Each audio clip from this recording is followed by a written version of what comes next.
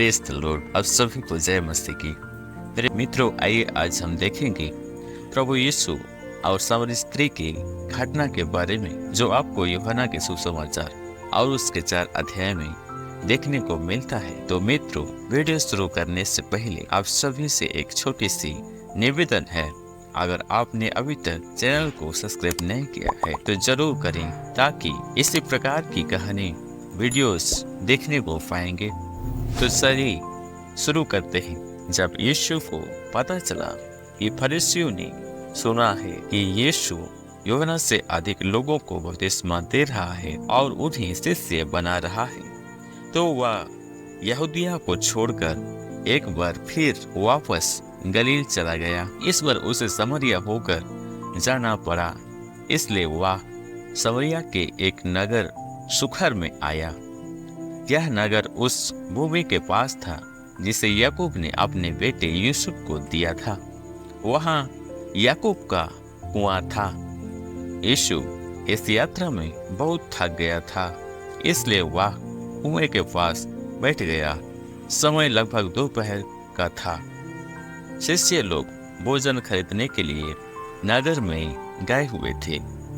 एक सामरी स्त्री जल भरने आई। यीशु ने उससे कहा, मुझे पानी पिला। सामरी स्त्री ने उससे कहा, तू यहूदी होकर भी मुझसे पानी पीने के लिए जल क्यों मांग रहा है? मैं तो एक सामरी स्त्री हूँ। यहूदी तो सामरियों के से कोई संबंध नहीं रखता।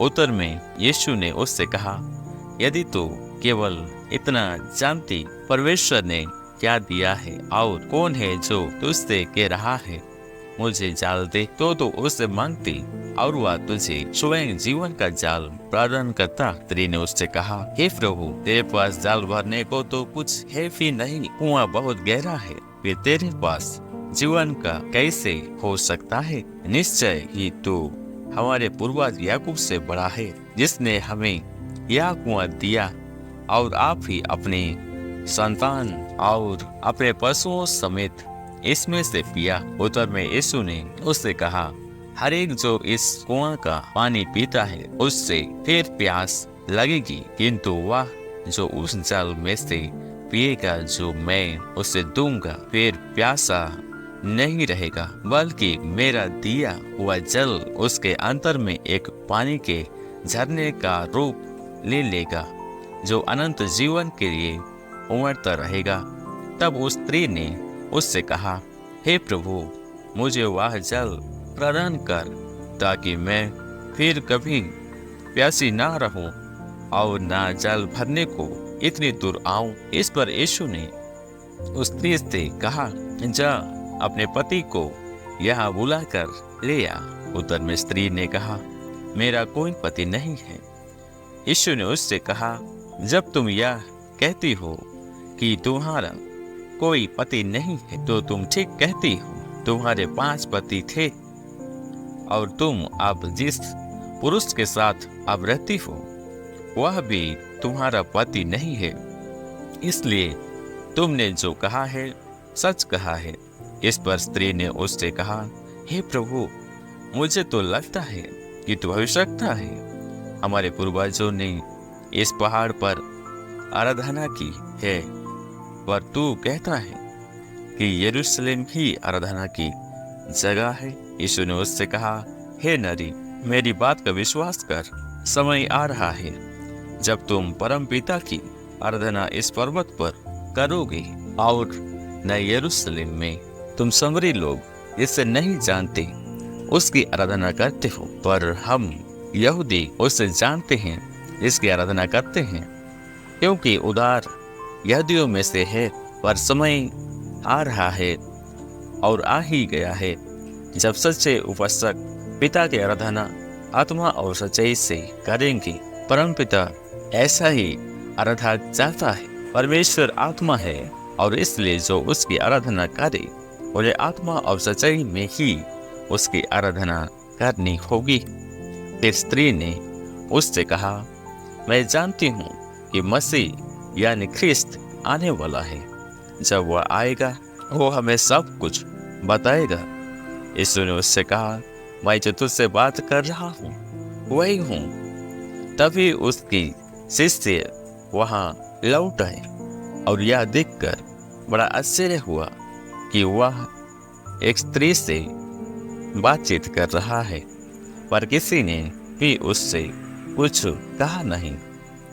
तुझे इस स्त्री से क्या लेना देना है, या तो इससे क्यों बातें कर रहा है? स्त्री अपने पानी भरने के घड़े को वहीं छोड़कर नगर में वापस चली गई और लोगों से बोली, आओ और देखो, एक ऐसा पुरुष है जिसने मैंने जो कुछ किया है वह सब कुछ मुझे बता दिया। क्या तुम नहीं सोचते कि वह मसीह हो सकता है? इस पर लोग नगर छोड़कर यीशु के पास जा पहुंचे। इसी समय यीशु के शिष्य उससे विनती कर रहे थे, हे रब्बी, कुछ खा ले। पर यीशु ने उनसे कहा, मेरे पास खाने के लिए ऐसा भोजन है जिसके बारे में तुम कुछ भी नहीं जानते। इस पर उसके शिष्य आपस में एक दूसरे से पूछने लगे, क्या कोई उसके खाने के लिए कुछ लाया होगा? यीशु ने उनसे कहा, मेरा भोजन उसकी इच्छा को पूरा करना है जिसने मुझे भेजा है, और उस काम को पूरा करना है जो मुझे सौंपा गया है। तुम अक्सर कहते हो 4 महीने और हैं तब फसल आएगी। देखो, मैं तुम्हें बताता हूँ, अपनी आंखें खोलो और खेतों की तरफ देखो, वे काटने के लिए तैयार हो चुके हैं। वह जो कटाई कर रहा है अपनी मजदूरी पा रहा है और अनंत जीवन के लिए फसल इकट्ठी कर रहा है, ताकि फसल बोने वाला और काटने वाला दोनों ही साथ साथ आनंदित हो सके। यह कथन वास्तव में सच है। एक व्यक्ति बोता है और दूसरा व्यक्ति काटता है। मैंने तुम्हें उस फसल को काटना भेजा है जिस पर तुम्हारी मेहनत नहीं लगी है, जिस पर दूसरों ने मेहनत की है, और उनकी मेहनत का फल तुम्हें मिला है। उस नगर के बहुत से सामरियों ने यीशु में विश्वास किया, क्योंकि उस स्त्री के शब्दों को उन्होंने साक्षी माना था। मैंने जब कभी जो कुछ किया उसने सब कुछ बता दिया। जब सामरी उसके पास आए तो उन्होंने उससे उनके साथ ठहरने के लिए विनती की कि इस पर 2 दिन के लिए वहाँ ठहरा, और उसके वचन से प्रभावित होकर बहुत से और लोग भी उसके विश्वासी हो गए। उन्होंने उस स्त्री से कहा, अब हम केवल तुम्हारी साक्षी के कारण ही विश्वास नहीं रखते, बल्कि अब हमने स्वयं उससे सुना है, और अब हम यह जान गए हैं कि वास्तव में यही वह व्यक्ति है जो जगत का उद्धार करता है। प्रियो, बाइबल हमें बताती है कि इस पूरी घटना में प्रभु यीशु का उस नगर में आना कोई आकस्मिक बात नहीं था।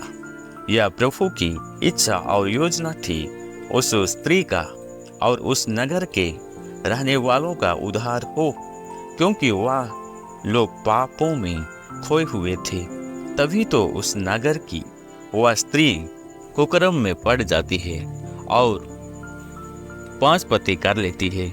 प्रिय, प्रभु को न जानने वालों का हाल यही होता है। वह पाप पर पाप करते जाते हैं और उन्हें इसकी जरा भी समझ नहीं होती है। लेकिन प्रिय, फिर भी हमारा प्रभु दयालु है। वह नहीं चाहता कि कोई भी नाश हो।